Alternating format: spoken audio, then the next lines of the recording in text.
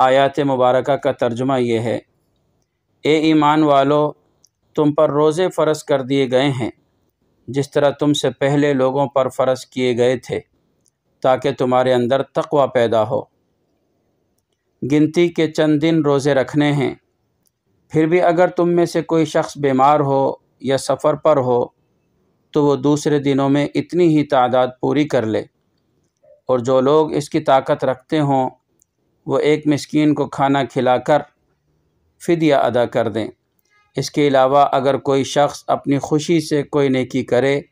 تو یہ اس کے حق میں بہتر ہے، اور اگر تم کو سمجھ ہو تو روزے رکھنے میں تمہارے لیے زیادہ بہتری ہے۔ سامعین محترم، یہ روزے رکھنا رمضان المبارک کے ارکان خمسہ جو اسلام کے ہیں، اسلام کے 5 اہم ارکان ہیں، ان میں سے ایک اہم رکن ہے۔ روزہ اور زکوٰۃ کے بعد اہم رکن رمضان المبارک کے روزے رکھنا ہے۔ رمضان المبارک کا بابرکت مہینہ جس میں اللہ تبارک و تعالی نے قرآن کریم نازل فرمایا ہے، انہی 2 آیتوں کے بعد اس کا تذکرہ ہے، شہر رمضان الذی انزل فیہ القرآن ھدی للناس وبینات من الھدی والفرقان، کہ رمضان المبارک کا مہینہ ایسا مہینہ کہ جس میں قرآن کریم نازل کیا گیا ہے، ایسا قرآن کریم جو لوگوں کے لیے سراپا ہدایت ہے اور ایسی روشن نشانیوں کا حامل ہے جو صحیح راستہ دکھاتی ہیں اور حق اور باطل کے درمیان 2 ٹوک فیصلہ کر دیتی ہیں۔ اتنا مبارک مہینہ رمضان المبارک کا، جس میں اللہ تبارک و تعالی نے یہ اہم عبادت مشروع فرمائی۔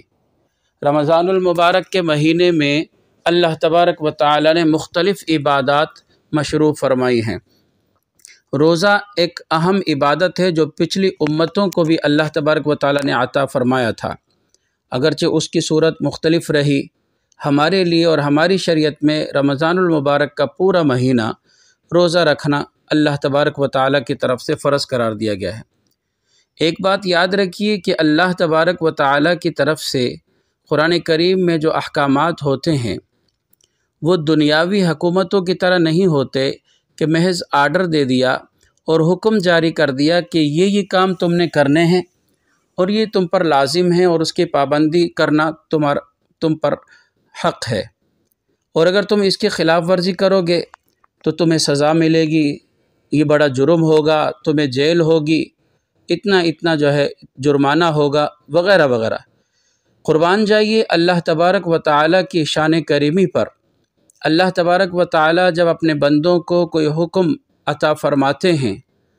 تو محض اس طور پر آرڈر نہیں فرماتے کہ یہ کام کرنا ہے اور اس سے بچنا ہے، یہ کام کرو گے تو یہ ہوگا، یہ کام نہیں کرو گے تو یہ نہیں ہوگا، بلکہ اللہ تبارک و تعالی جو حکم ارشاد فرماتے ہیں تو اپنی صفت کریمی کی اللہ تبارک و تعالی اظہار فرماتے ہیں اور اپنے بندوں سے محبوبانہ انداز میں خطاب فرماتے ہیں۔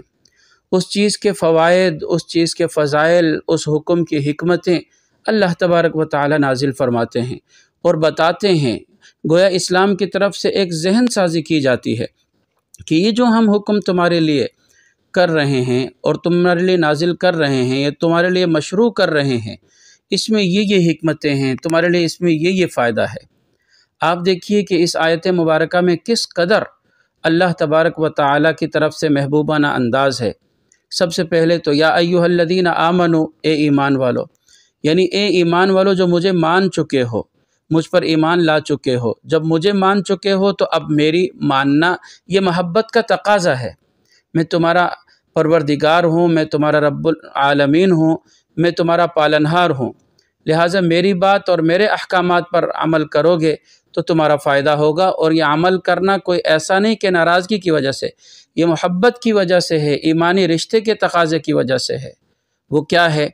کتب علیکم الصیام، تم پر روزے فرض کیے گئے، کما کتب علی الذین من قبلکم، جس طرح تم سے پہلی امتوں پر روزے فرض کیے گئے تھے۔ یعنی ایسا نہیں ہے کہ پچھلی امتوں کو یہ حکم نہیں دیا گیا تھا اور تمہیں یہ حکم دیا جا رہا ہے، اور پچھلی امتیں آسانیاں کرتی تھی اور تمہارے لیے مشکلات ہیں، ایسا نہیں، بلکہ اللہ تبارک و تعالی یہ فرما رہے ہیں کہ تم سے پہلی امتوں کو بھی یہ حکم ہم دے چکے ہیں، لہٰذا یہ امت بھی روزے کے اجر و ثواب سے محروم نہ رہے۔ اللہ تبارک و تعالی نے اس لیے اس امت کے لیے بھی اس عبادت کا انتخاب فرمایا کہ روزے کا ثواب اتنا ہے۔ ایک روایت میں ہے ہر چیز کا ثواب ہے لیکن روزے کا کوئی اجر نہیں ہے۔ اللہ فرماتے ہیں الصوم لی وانا اجزی بہ، روزہ تو صرف میرے لیے ہے اور میں خود اللہ ہی اس کا بدلہ دوں گا۔ اس کا بدلہ فرشتے اور ملائک بھی نہیں دے سکتے، ملائک بھی نہیں لکھ سکتے۔ یہ صرف اللہ کے لیے خاص عبادت ہے جو نظر آنے والی عبادت نہیں۔ تو اس کا ثواب اجر اتنا تھا کہ اللہ نے نہیں چاہا کہ میرے محبوب صلی اللہ علیہ وسلم کی امت اس اجر و ثواب سے محروم رہیں جو اجر و ثواب گزشتہ امتیں لے گئی۔ اس لیے بتایا کہ اے ایمان والو، یہ حکم تم سے پہلی امتوں کے لیے بھی تھا، یہ تمہارے لیے بھی ہے، اور اس کی حکمتیں کیا ہیں، اس کی مصلحتیں کیا ہیں؟ لعلکم تتقون، تاکہ تمہارے اندر تقوی پیدا ہو جائے، تمہارے اندر پرہیزگاری آ جائے، تم گناہوں سے بچنے والے ہو جاؤ۔ پورا سال جو بندہ اپنے پروردگار سے دور ہو گیا تھا، اب بندہ اپنے رب کے قریب آ جائے۔ لعلکم تتقون، تمہارے اندر تقوی ہو، تمہارے اندر پرہیزگاری ہو، تمہارے اندر خوف خدا ہو، تمہارے اندر للہیت ہو۔ اور پھر آپ دیکھیے کہ اس حکمت کے بعد بھی آگے کس انداز سے اللہ تبارک و تعالیٰ سمجھا رہے ہیں کہ اے میرے بندو، ایسا نہیں ہے کہ یہ اللہ کی طرف سے تم پر بہت سختی کی گئی ہے، پابندی۔ ایام معدودات، چند دن تو ہیں، اللہ خود فرماتے ہیں کہ چند دن ہے۔ اللہ قرآن میں فرما رہے ہیں کہ یہ چند دن ہیں گنتی کے۔ اچھا، شروع میں انسان کو مشکل لگتا ہے، ایک مسلمان کو مشکل لگ رہا ہوتا ہے، لیکن جب روزے گزر جاتے ہیں تو ہر آدمی اپنی زبان سے کہہ رہا ہوتا ہے کہ یار پتہ ہی نہیں چلا، چند دن تو تھے، پتہ ہی نہیں چلا کیسے رمضان المبارک گزر گیا۔ تو قرآن نے تو پہلے ہی کہہ دیا کہ ایام معدودات، بھئی یہ چند دن ہیں، لہٰذا چند دن صرف روزے رکھ لو۔ اللہ تبارک و تعالیٰ حاکم ذات ہیں، اللہ چاہتے تو یہ حکم نازل فرما دیتے کہ پورا سال روزے سے رہنا ہے، 6 مہینے روزے سے رہنا ہے، 4 مہینے روزے سے رہنا ہے، لیکن اللہ نے فضل فرمایا کہ 11 مہینے تم اپنی مرضی سے دن میں رات میں کھاتے پیتے اور اللہ کی نعمتوں کے حصول میں رہتے ہو، 1 مہینہ یہ پابندی کر لو۔ یہ پابندی بھی پورے 24 گھنٹے نہیں، یہ پابندی بھی صرف صبح سے لے کر شام تک، صبح صادق سے لے کر غروب آفتاب تک جو ہے یہ صرف عبادت کرنی ہے اور صرف جو ہے روزہ رکھنا ہے۔ اچھا، اس کے بعد آپ دیکھیے کہ اللہ تبارک و تعالیٰ پھر تسلی دے رہے ہیں، فمن کان منکم مریضا او علی سفر،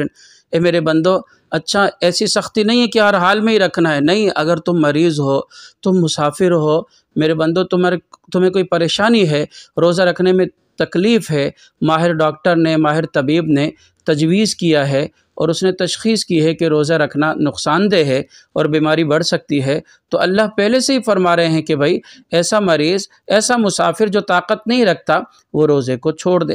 یہ ترغیب اللہ تبارک و تعالی جو ہے دے رہے ہیں، اور پھر اگلی آیت میں فرما رہے ہیں کہ دیکھو یہ عام مہینہ نہیں ہے، یہ نزول قرآن کا مہینہ ہے، لہٰذا اس میں روزے رکھو گے تو تم اللہ کی برکتوں کا حصول پاؤ گے، قرآن کو پڑھو گے،